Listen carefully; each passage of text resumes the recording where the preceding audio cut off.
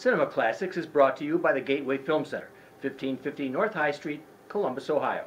For the details and showtimes online at gatewayfilmcenter.com. The award-winning Cinema Classics is produced by John DeSando and Johnny DiLoretto. Listen to the shows online at WCBE.org and like us on Facebook. I'm Johnny DiLoretto. I'm John DeSando. This is Cinema Classics. Cinema Classics. We're at the Gateway Film Center as usual, where there is a big Oscar party that's going to happen on Sunday, February 22nd. Oh, great. Before the Oscars, we're going to do a big party here. It's $50 a ticket. Oh. But it benefits the Columbus Film Commission. Oh. And their efforts to bring big Hollywood productions to Columbus. Great, so then I'm in. Yeah, you should be. So we're going to make our predictions for the Oscars, Right. This is not necessarily our choices. This is our prediction. These aren't choices, these are predictions. Let's see how many categories we can get. Okay, all right. What about adapted screenplay? What do you think? Oh, all right. Don't even go through the nominees. Just I'm pick which one I'm not gonna do that. I believe the theory of everything is really pretty cool. Is that right? Yeah. You like that one, huh? Yeah, I do. I mean, you know, Stephen Hawking. It's great. Mm-hmm.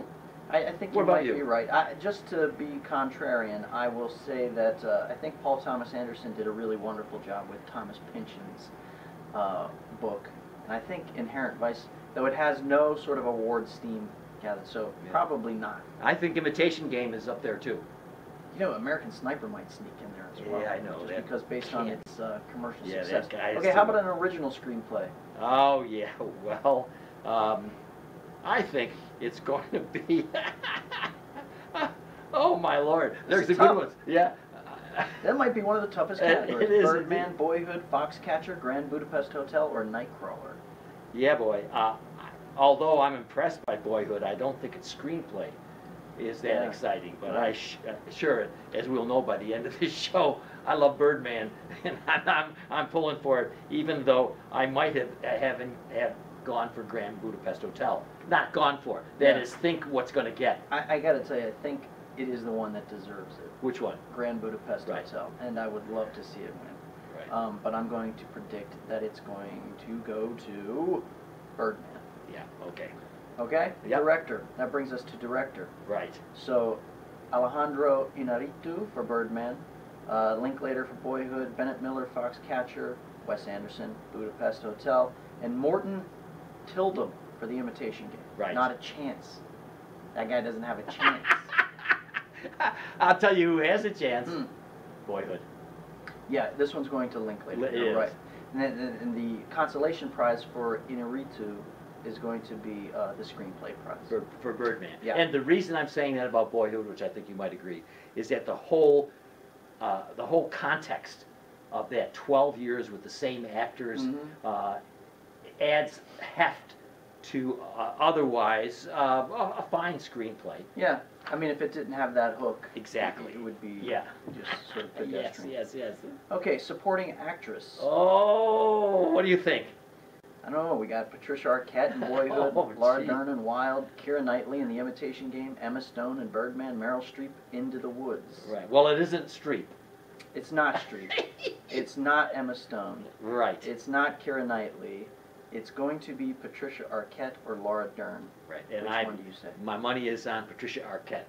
She's in Boyhood, and man, she goes through some changes as a single woman getting married the wrong guy. She's good. Okay. Yeah. I'm with you. I think it's her. Okay. Supporting actor, Robert Duvall in The Judge, Ethan Hawke in Boyhood, Edward Norton in Birdman, Mark Ruffalo, Foxcatcher, J.K. Simmons, and All right. Whiplash. Anybody who's watching who's actually betting, this is the category you can be absolutely certain you're right if you vote for J.K. Simmons. Got it. For Whiplash. Whiplash. He's doing that big, bombastic, kind of muscular, villainous teacher.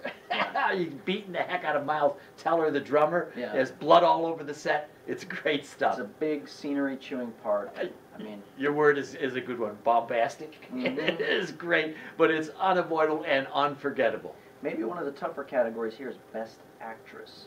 Marion Cotillard for 2 Days, One Night. Okay. Felicity Jones, The Theory of Everything. Right. Julianne Moore, Still Alice. Rosamund Pike, Gone Girl. And Reese Witherspoon in Wild. This is the one that's going to get it. Not necessarily the best one. That's how you can figure this category. That's what we're talking about. Yeah, all right. And so the best actress will go to Julianne Moore in Still Alice, which I will be seeing this weekend. Yeah. But yeah. not now, and here I'm telling you. She plays a linguistics professor who is struck by early onset Alzheimer's. Oh, yeah. And she's always been a great actress. Yes, yes. She has taken some roles that don't serve her as well as others, but this one, I think she's going to get it. So we're just getting a vibe from people who may have seen it, but mostly from the industry. Yeah, you just pick this stuff Yeah, up. right. So that's... You can feel the momentum certain performers and films have. Yeah. Right? Yeah. Okay. Another tough category. I don't know. Is it as tough as we think? Actor: Steve Carell, Foxcatcher; Bradley Cooper, American Sniper; Benedict Cumberbatch, The Imitation Game; Michael Keaton, Birdman; Eddie Redmayne, The Theory of Everything. It comes down to two guys. Can you exclude? It comes down to Keaton and Redmayne. It does. So and Redmayne got the Screen Actors Guild Award, which worries me a bit. Well, right, because you have Michael Keaton in sort of an artsy kind of meta, a meta role. Yeah, he's an actor trying to revive his career. And he's really great. And it's a marvelous role for somebody who is both an actor and playing an actor and an actor himself. So he's all over the set, so to speak, all over the theater in so many different moods with so many different people and interesting people, as people in the arts always are. And he's responding in a variety of ways. That's where I think he has it over the other candidates here. For instance, Eddie Redmayne. Yeah. Once he hits the wheelchair, he's out of the race. What? Yes, because if you have an Oscar for eyes, he's got it. Otherwise, there's nothing. Yeah, but isn't it the way he goes from being this sprightly scientist at Oxford? They were at Oxford. Yes. And he's in this romantic, loving relationship, and yes. And then all of a sudden he's struck down by cerebral palsy, and doesn't it? He does this physical kind of transformation. I mean, you're perfect, and that's why up until that point, before the wheelchair, he's right in the race. As far as I'm concerned, he's like Robert Redford last year. Well, what about that Stephen Hawking like contortion that he does? I mean, when he is in the wheelchair, he looks contorted. He looks twisted. He looks physically. You know what I mean? It's kind of an astonishing. But for me, it's not just the physicality. Yeah. It has to be the language. It has to be the nuances there, and that's gone. And quite frankly, I mean, this is well trod upon Oscar ground, right? Right. The person who does the wheelchair. I mean, it goes back to Marlon Brando in The Men, Oh, yeah. and all the way up to Daniel Day-Lewis in My Left Foot. Well, the most impressive one was Dr. Strange. I don't think Peter Sellers was nominated for that. That's a good one. Okay, last category, Best Picture. So we have 1, 2, 3, 4, 5, 6, 7, 8. Not a full 10 here. No. Sniper, Birdman, Boyhood, The Grand Budapest Hotel, The Imitation Game, Selma, The Theory of Everything, and Whiplash. Oh boy. And this one is an easy one. No, and you know something? It's a testimony to good movies this year. That we're going to have a tough time. You think it's tough? I think it's Boyhood. What are you perseverating? Well, here's my point about that. I think you're right. Boyhood has slowly but surely consumed everybody else in Linklater's brilliant 12-year piece of work. I believe that Birdman is far better in so many different ways. I've already described why I think Michael Keaton has such a varied role. I think it is so much more of a creative in a different way. That's interesting, because see, I think the Boyhood, they both suffer from the same thing but in opposite forms. So Birdman is strikingly original with this seemingly long, like endless one take. It's the movie is shot in one take. I forgot that. You're right. Yeah. And so that's its stunt. It's got this formalistic kind of stunt construction.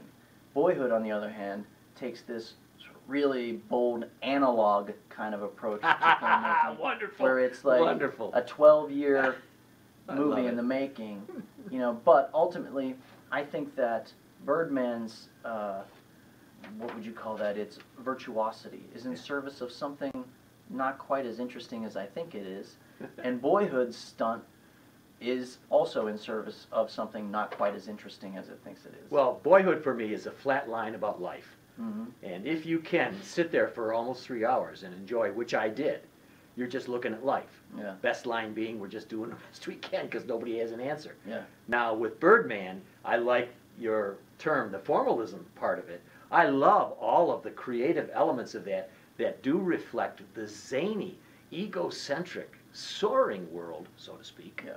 of theater Mhm. and really of show business. Right.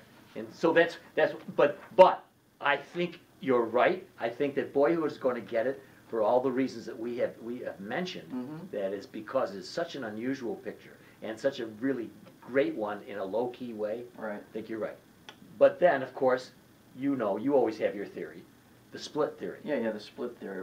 Explain to it. Well, like, it can't really consciously work like that, I don't think, but maybe it does, where they can't give Keaton Best Actor, Birdman Best Picture, and Inarritu Best Director. Right, so rare. they give It one would to be this rare. guy, one to that person, the Right. other one to this one. Yes. Give it a consolation prize here in a different category. Like, I always see that play Yeah. out. Like, it plays out like that. I don't know if it's... No, it's not conscious. Conscious. I don't either. I Now, don't believe it either. One category I'm really curious to pick your brain about Yeah. before we close out, because this is probably the toughest category on the ballot, and so I'd like to know what you think All about right. the sound mixing category. Okay. That was a joke. Yeah, I know. It was. I thought you were going to ask me editing, which would be No, another so, one that either I one. wouldn't. Either one. Clearly, Whiplash gets it in sound mixing. That's my prediction. Whiplash could get it for editing. Yeah. If you maybe. consider how going between his playing the drums Who knows? and going Maybe Whiplash is going to sweep all the categories. All right. Just a quick reminder about the Oscar party here at the Gateway Film Center, Sunday, February 22nd. $50 a ticket.